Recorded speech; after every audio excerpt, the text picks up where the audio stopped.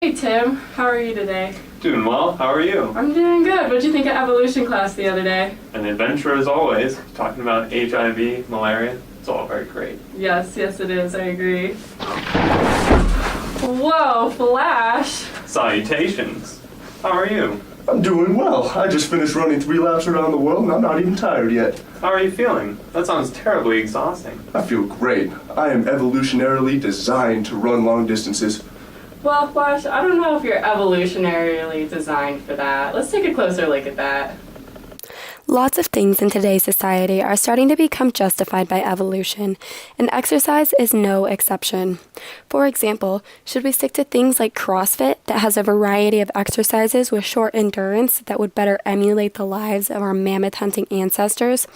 Or should we focus on endurance running, which is what our bodies have been evolutionarily built for?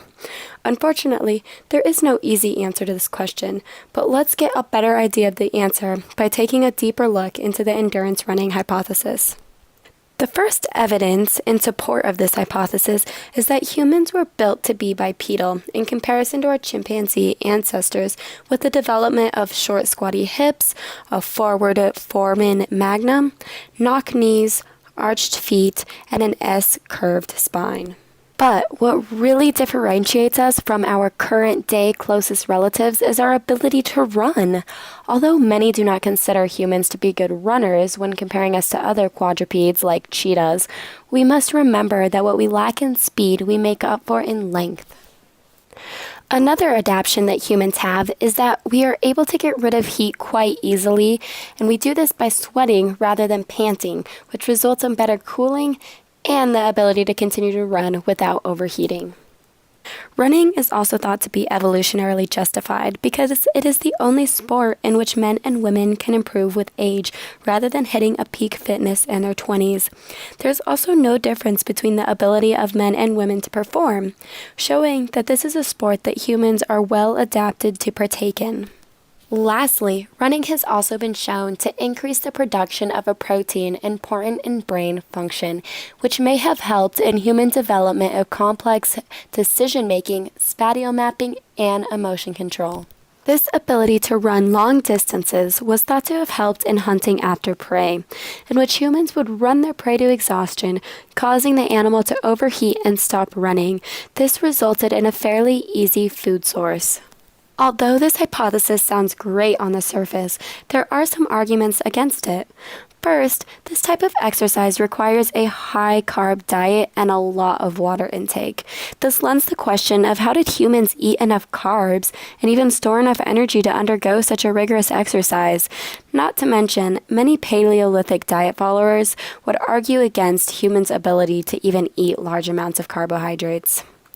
But also, how did humans stop themselves from getting dehydrated? It's not like they had the luxury of carrying around a water bottle. We have assumed that early human ancestors have evolved the necessary anatomy to allow for running. But how do Neanderthals fit into the picture with their long heel bones that are non-ideal for running? This evidence may suggest that our lineage is not as adapted to running as we initially thought. Mathematical modeling has also shown that we most likely did not lose all of our hair and gain the ability to lose heat until after we evolved the ability to run long distances. This would have subjected us to overheating like our prey, making it very difficult to run long distances. Lastly, some studies have shown that current hunter-gatherer societies often do not partake in large amounts of endurance running. This evidence questions the need for humans to become runners, especially if current hunter and gatherer societies do not use running as a popular means to catch food or use it in daily activities. Let me see if I understand you, Alex. So it seems like there is no right form of exercise for humans. But if we use evolution as a guide, it seems like humans have adapted to run as long-distance runners. With our specialized bipedal anatomy and our incredible ability to dissipate heat, humans appear to have a unique ability to running long distances, which is thought to have evolved as a hunting mechanism when early humans would simply run their prey to death. But while this hypothesis sounds good, the high-carb dietary needs and the large amounts of water needed to sustain this hunting habit goes against the widely popular Paleo diet, which advocates for no carbs. The fact that Neanderthals have longer heel bones also pokes a hole in this evolved to run theory. So even if we look like awesome long-distance runners at a glance, we really may not have evolved to be after all, leaving the question of what is the best exercise program for humans unanswered. Yes, Flash, that's correct. Sorry to burst your bubble about that, though. That's alright. It's okay if I'm not evolutionarily designed to run. As long as I have these fancy shoes, I'll be able to run forever. Well, not so fast. There are a few things you should know about how shoes influence running. While humans may be able to run long distances, it does not follow that it is inconsequential.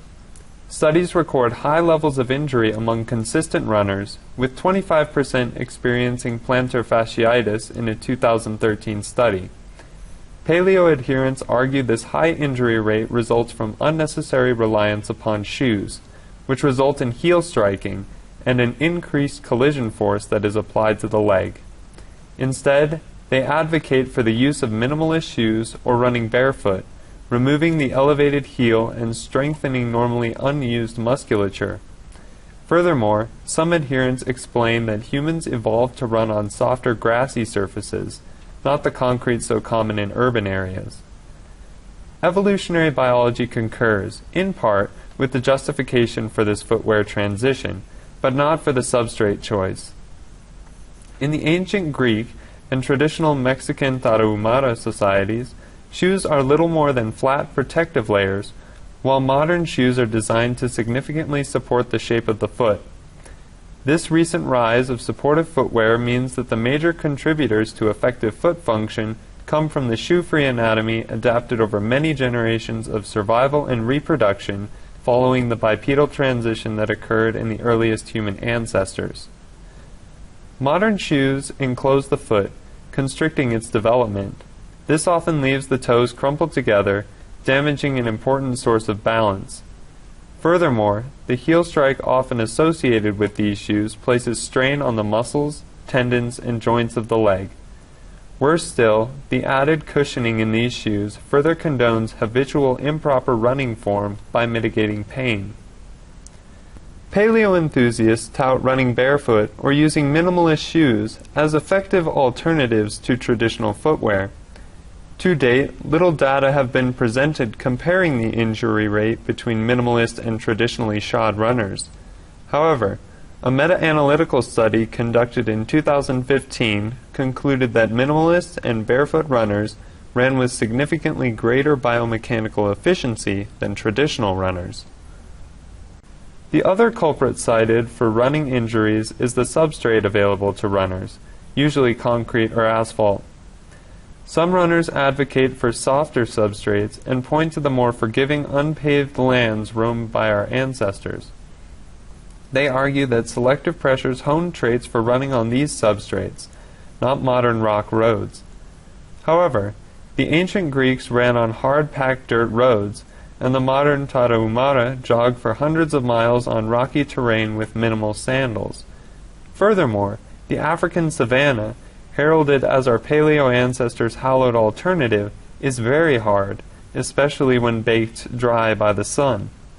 Thus, ancient and modern runners were exposed to more similar environments than commonly thought, meaning we are not stuck with feet adapted to soft ground in a modern concrete world. The trouble thus appears to stem from modern footwear, which can significantly disturb proper alignment of the legs and feet during the running motion and inhibit proper development of the feet. Therefore, while it might appear that humans are maladapted to running barefoot, our trouble might actually come from the ways in which we have attempted to mitigate discomfort and injuries, the symptoms, rather than addressing the root of the problem.